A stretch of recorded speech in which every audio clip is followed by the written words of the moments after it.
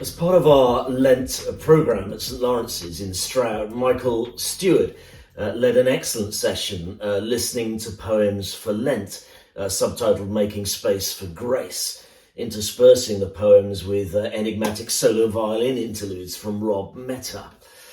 The poems reflected the journey through the Lenten wilderness that Jesus took, a journey that is a passageway for us as we periodically face the abyss in life, as circumstances, physical and mental, come and oppress and dispirit us. And yet sometimes we find there in the wilderness manna for the soul that brings us mysterious inner strength for the journey. One poem that Michael read really awoke something in me, and I'd like to share it with you. It's called Let This Darkness Be a Bell Tower, by early 20th century Bohemian Austrian poet Rainer Maria Rilke. As Bulgarian columnist Mia Popova observes, Rilke's darkness is not terminal, it is primordial. In it, a new self is being born.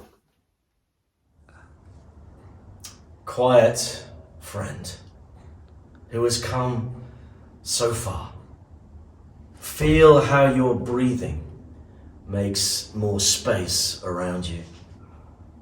Let this darkness be a bell tower, and you the bell. As you ring, what batters you becomes your strength. Move back and forth into the change. What is it like, such intensity of pain?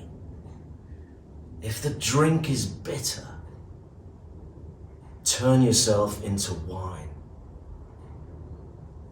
In this uncontainable night, be the mystery at the crossroads of your senses, the meaning discovered there.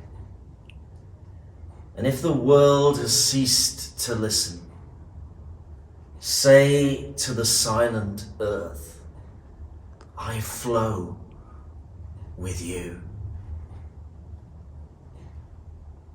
To the rushing water, announce, I am.